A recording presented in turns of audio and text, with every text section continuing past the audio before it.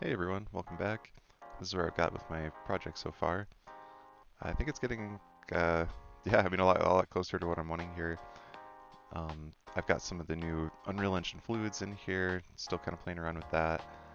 The biggest improvement I've got though is getting these islands set up.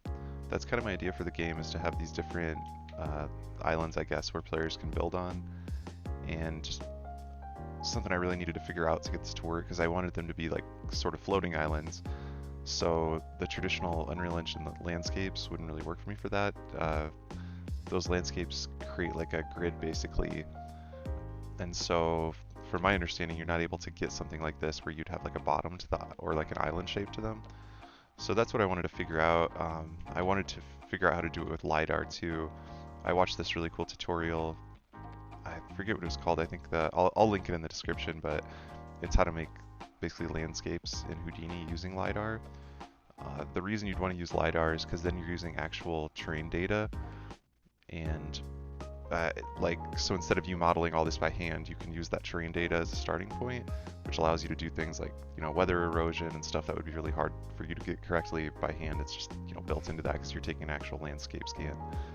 But yeah, this is where I've got so far with it. And I'll show you how my process I came up with that too in Houdini, because I couldn't, like I said, I couldn't use the actual height field setup, so I'll show you kind of how I got around that. Still used the LiDAR and then got my islands with them. But yeah, I think this is looking a lot better. I got some VFX up here for the volcano. This is all kind of temporary for now. I want to have like up here, I want this to be kind of like a sword. I don't know if you guys have ever seen Super Mario RPG, that old game, like there's like this castle in the sky and it has a sword in it. I want to make that a part of mine. But yeah, I'm pretty happy with how it's coming so far. It's kind of encouraging me to keep going, now that it's getting closer to how I'm going to want it to be at the end. But yeah, let me bounce over to Houdini here and I'll show you how I set up the islands.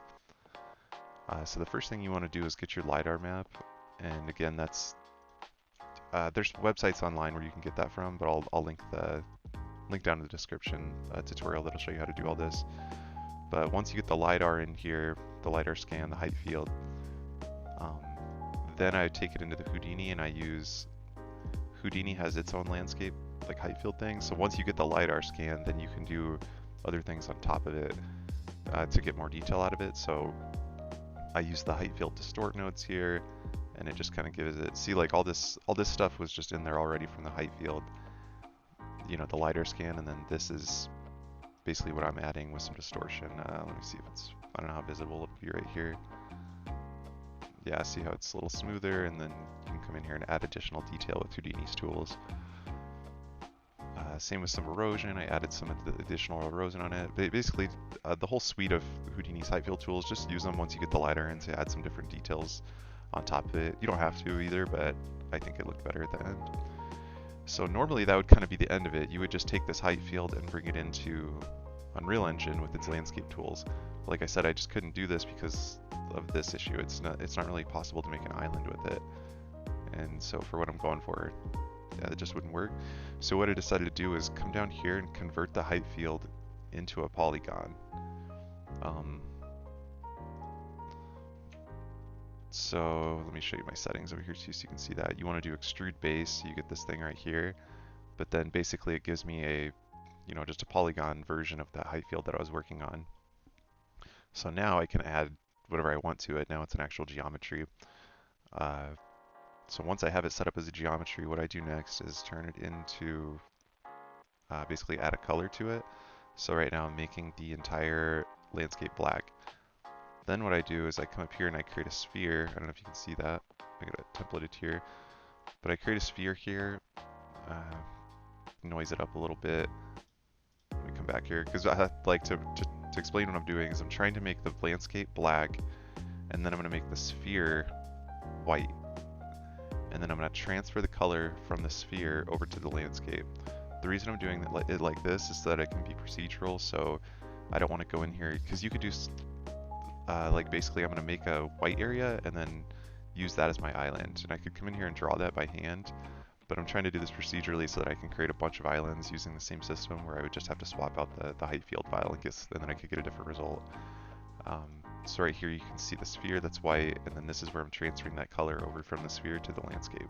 It'll make more sense, I think, once you can see it. So now I get this sort of shape. And then you can blur it, so I'm going to get, so it's not a harsh cutoff there. And then I'm masking it, and I'm saying, take what I'm doing here with this wrangle, is I'm saying I want to take the Y position of the landscape. So I'm trying to think of how to explain this easier. I'm taking that color, so the color value, and I'm going to multiply it by the Y position of each point on here. So everything that's black is going to get multiplied with, in the black is going to get multiplied by 0. So it'll make all of the Y height, which is kind of the, in Houdini Y means up and down. So you're taking all the Y data and setting it to 0. So it'll flatten everything that's black, and then everything that's in white will keep its normal, normal height because it's going to be multiplied by 1. And so that's what I do. I mask it out here. Then you'll see the black drop off here. And then I come in and I take a blast node. And what I'm telling it to do is just blast everything that's under 1, So anything that's basically was black, now it gets blasted out, so you're left with this sort of a shape. So that's cool. That's basically what I'm, and then I come down here and I kind of clip off the bottom even more. So that's basically what I was wanting. I wanted to use the LIDAR, but still get that island shape. So now that I have that, I do the same sort of thing again. I set it on the ground. I'm making it black, doing the same sort of thing here, making it white. And then the reason I'm doing this is that I can get like kind of almost like an interior to this. Let's see.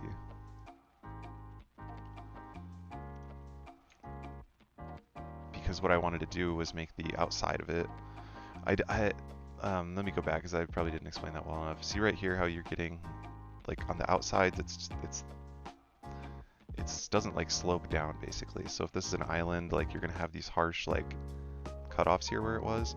So what I'm trying to do is do the same method as earlier, but I'm gonna make it white on the inside and then black on the outside, and then slope it based on that. So that's why I went with this route. I took the original geometry, made it black, then I took that original geometry again, made it slightly smaller, and then made it white, so that you take the shape, a smaller version of itself, and then that creates the mask. But yeah, then this will allow me to get more like slopes, which was what I was going for.